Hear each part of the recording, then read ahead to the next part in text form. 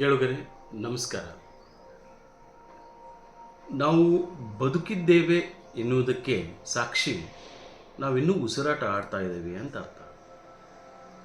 ಈ ಬದುಕೋದು ಅಂದರೆ ಏನು ಹಾಗಾದರೆ? ನಾವು ಗಾಳಿ ತೊಗೊಂಡು ಉಸಿರಾಡೋದು, ಊಟ ಮಾಡಿ ಮಲಗೋದು, ಏನೂ ಕೆಲಸ ಇಲ್ಲದೆ ಸೋಂಬೇರಿಗಳಾಗಿ ತಿರುಗಾಡೋದು, ಕೆಲಸ ಮಾಡಿ ಕೂಡ ಸಂಪಾದನೆ ಮಾಡೋದು ಅಷ್ಟೇ ಬದುಕೆ. ಅದಕ್ಕೆ ಏನೆಲ್ಲ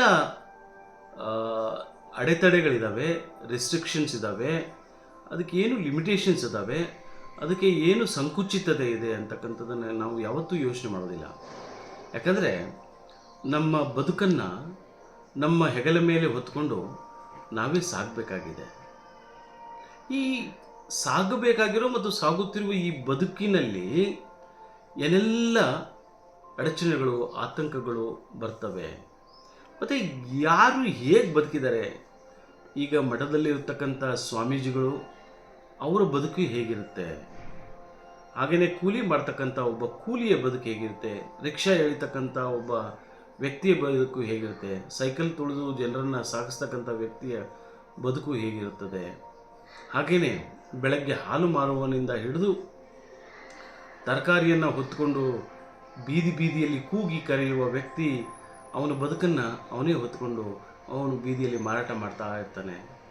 ರೈಲ್ವೇದಲ್ಲಿ ಚಹಾ ಮಾರುವವನಾಗಲಿ, ರೈಲ್ವೇದಲ್ಲಿ ಬಿಸ್ಕೆಟ್ ಮಾರ್ತಕ್ಕಂಥ ಹೆಣ್ಮಕ್ಕಳಾಗಲಿ, ಶೇಂಗಾ ಮಾರ್ತಕ್ಕಂಥ ಹೆಣ್ಮಕ್ಕಳಾಗಲಿ, ಅವರೆಲ್ಲರೂ ಕೂಡ ತಮ್ಮ ಬದುಕನ್ನು ಅವರೇ ಹೆಗಲ ಮೇಲೆ ಹೊತ್ಕೊಂಡು, ತಲೆ ಮೇಲೆ ಹೊತ್ಕೊಂಡು ಅವರು ಸಾಕ್ತಾ ಇದ್ದಾರೆ ಅಂತಕ್ಕಂಥದ್ದು.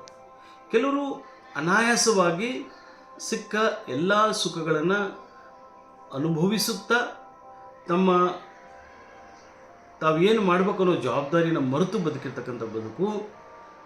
ಒಬ್ಬ ಮಿಡ್ಲ್ ಕ್ಲಾಸ್ ಮಧ್ಯಮ ವರ್ಗದ ತಂದೆ ಮಕ್ಕಳನ್ನು ಗುರಿ ಮುಟ್ಟಿಸ್ಬೇಕು, ಮಕ್ಕಳನ್ನು ಸೆಟ್ಲ್ ಮಾಡಬೇಕು, ಮಕ್ಕಳನ್ನು ಮದುವೆ ಮಾಡಬೇಕು, ಅವರವ್ರ ಪಾಡಿಗೆ ಅವ್ರು ಬದುಕೋದನ್ನು ಕಲಿಬೇಕು ಅಂತಕ್ಕಂಥ ಆತಂಕದ ನಡುವೆ ಬದುಕಿರ್ತಕ್ಕಂಥ ಬದುಕು. ಬಡತನದಲ್ಲಿರ್ತಕ್ಕಂಥ ಒಬ್ಬ ವ್ಯಕ್ತಿ ತನ್ನ ಬಡತನವನ್ನೇ ಅವನು ಒಂದು ದೌರ್ಬಲ್ಯವಾಗಿಯೋ, ಅದನ್ನು ನೋವಾಗಿಯೋ, ಅದನ್ನು ಪೂರೈಸಲು ಆಗದೇ ಇರತಕ್ಕಂಥ ಆತಂಕದ ಸ್ಥಿತಿಯಲ್ಲಿರ್ತಕ್ಕಂಥ ಬದುಕನ್ನು ಹೊತ್ತು ಬದುಕಿರ್ತಕ್ಕಂಥ ಬದುಕು ಕೂಡ ಭಾರತದಲ್ಲಿದೆ. ಯಾಕೆಂದರೆ ಭಾರತದ ಜನಸಂಖ್ಯೆ ಭಾಳಷ್ಟು ಜಾಸ್ತಿ ಇದೆ, ಅವಕಾಶಗಳು ಭಾಳಷ್ಟು ಕಡಿಮೆ ಇದ್ದಾವೆ. ಭೂಮಿ ಎಲ್ಲರಿಗೂ ಭೂಮಿ ಹಂಚಿಕೆಯಾಗಿಲ್ಲ, ಎಲ್ಲರಿಗೂ ಭೂಮಿ ಸಿಕ್ಕಿಲ್ಲ. ಭೂಮಿ ಇರೋದೇ ಕಡಿಮೆ. ಕೆಲವರ ಕೈಯಲ್ಲಿ ಭೂಮಿ ಇದೆ, ಕೆಲವರಿಗೆ ಭೂಮಿ ಇಲ್ಲ, ಕೆಲವರಿಗೆ ಸಣ್ಣ ಪುಟ್ಟ ನೌಕರಿ ಇದೆ, ಆದರೆ ಅದರಲ್ಲಿ ಕನಸು ಕಾಣಬಹುದೇ ವಿನಃ ಆ ಕನಸನ್ನು ಈಡೇರಿಸ್ಕೊಳ್ಳೋಕೆ ಆಗೋದೇ ಇಲ್ಲ. ಇಂಥ ಸಂದರ್ಭದಲ್ಲಿ ಬದುಕಿರ್ತಕ್ಕಂಥ ನಾವೆಲ್ಲರೂ ಕೂಡ ನಮ್ಮ ಆತಂಕದ ನಡುವೆ, ನಮ್ಮ ಬದುಕಿನ ಒಂದು ಓಟದ ನಡುವೆ ನಾವು ಹೇಗೆ ಬದುಕಿದ್ದೀವಿ, ನಾವು ಏನನ್ನು ಯಾವ ರೀತಿ ಬದುಕಿದ್ದೀವಿ ಮತ್ತು ಯಾವ ರೀತಿ ನಡೀತಾ ಇದ್ದೀವಿ ಅಂತಕ್ಕಂಥದ್ದು ಒಂದು ಸವಾಲಾಗಿದೆ. ಹಾಗಾಗಿ ನಾವೆಲ್ಲರೂ ನಮ್ಮ ಬದುಕನ್ನು ಹೊತ್ಕೊಂಡು, ನಮ್ಮ ಹೆಗಲ ಮೇಲೇ ಹೊತ್ಕೊಂಡು ಹೊರಟಿರ್ತಕ್ಕಂಥ ನಾವು ನಮ್ಮ ಜವಾಬ್ದಾರಿಗಳು ಏನಿದ್ದಾವೆ ಅವನ್ನು ಪೂರೈಸೋಕ್ಕಾಗುತ್ತೆ.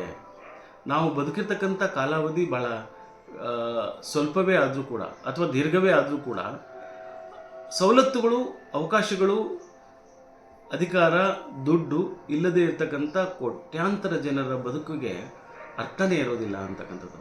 ಸೊ ಈ ರೀತಿ ಬದುಕಿರ್ತಕ್ಕಂಥ ಸಾವಿರಾರು ಜನ, ಕೋಟ್ಯಾಂತರ ಜನ, ಲಕ್ಷಾಂತರ ಜನರ ಕಣ್ಣಿನಲ್ಲಿ ಒಂದು ಆಸೆ ಇರುತ್ತೆ, ಕಣ್ಣಿನಲ್ಲಿ ಒಂದು ಕನಸಿರುತ್ತೆ. ಅದನ್ನು ಈಡೇರಿಸೋದಕ್ಕೆ ಅವರು ಎಷ್ಟೆಲ್ಲ ಶ್ರಮ ಪಡ್ತಾರೆ. ಒಬ್ಬ ತರಕಾರಿ ಮಾಡುವ ತಾಯಿ, ಸೊಪ್ಪು ಮಾರುವ ತಾಯಿ, ಮೆಣಸಿಕಾಯಿ ಮಾರ್ತಕ್ಕಂಥ ಒಬ್ಬ ವ್ಯಕ್ತಿ, ಈರುಳ್ಳಿ ಮಾರ್ತಕ್ಕಂಥ ಒಬ್ಬ ವ್ಯಕ್ತಿ, ಇವರೆಲ್ಲರೂ ಕೂಡ ಬದುಕಿಗಾಗಿ ಹೋರಾಟವನ್ನು ನಡೆಸ್ತಾನೆ ಇರ್ತಾರೆ. ಹುಲ್ಲನ್ನು ಒಂದು ಪೆಂಟಿ ಕಟ್ಕೊಂಡು ಮಾರ್ತಕ್ಕಂಥವೂ ಕೂಡ ಒಂದು 4 ರೂಪಾಯಿ ಹೆಚ್ಚು ಬಂದರೆ ತನ್ನ ದಿನದ ಖರ್ಚಾಗುತ್ತೆ, ತನ್ನ ಮಕ್ಕಳಿಗೆ, ತನ್ನ ಸಂಸಾರಕ್ಕೆ ಒಂದಿಷ್ಟು ಆಧಾರವಾಗುತ್ತೆ ಅಂಥೇಳಿ ಅವನು ನಿರೀಕ್ಷೆಯನ್ನು ಮಾಡ್ತಾ ಇರ್ತಾನೆ. ಹೀಗಾಗಿ ನಾವೆಲ್ಲರೂ ಕೂಡ ಒಬ್ಬ IAS ಅಧಿಕಾರಿ ಆಗಿರ್ಬೋದು, ಒಬ್ಬ ರಾಜಕಾರಣಿ ಆಗಿರ್ಬೋದು, ಒಬ್ಬ ಸ್ವಾಮೀಜಿ ಆಗಿರ್ಬೋದು, ಒಬ್ಬ ರಿಕ್ಷಾ ಹೊಡಿತಕ್ಕಂಥವನಾಗಿರ್ಬೋದು, ಪೈಲಟ್ ಆಗಿರ್ಬೋದು, ಒಬ್ಬ ಶಿಕ್ಷಕನಾಗಿರ್ಬೋದು, ಪ್ರೊಫೆಸರ್ ಆಗಿರ್ಬೋದು, ಯಾರೇ ಆಗಲಿ ನಾವೆಲ್ಲರೂ ಕೂಡ ನಮ್ಮ ಬದುಕನ್ನು ನಮ್ಮ ಹೆಗಲ ಮೇಲೆ ಹೊತ್ತು ಹೊಂಟಿರ್ತಕ್ಕಂಥ ಸಂಚಾರಿಗಳು. ನಾವು ಯಾವಾಗ ಬಿಡುಗಡೆಗೊಳ್ತೀವಿ ಈ ಬದುಕಿನ ಒಂದು ಒಂದು ಆಧಾರ ಬದುಕಿನ ಒಂದು ಹೊರೆಯಿಂದ ಅಂತಂದರೆ ನಮ್ಮ ಕೊನೆಯ ಕ್ಷಣ ನಮ್ಮ ಉಸಿರು ನಿಂತಾಗ ಮಾತ್ರ.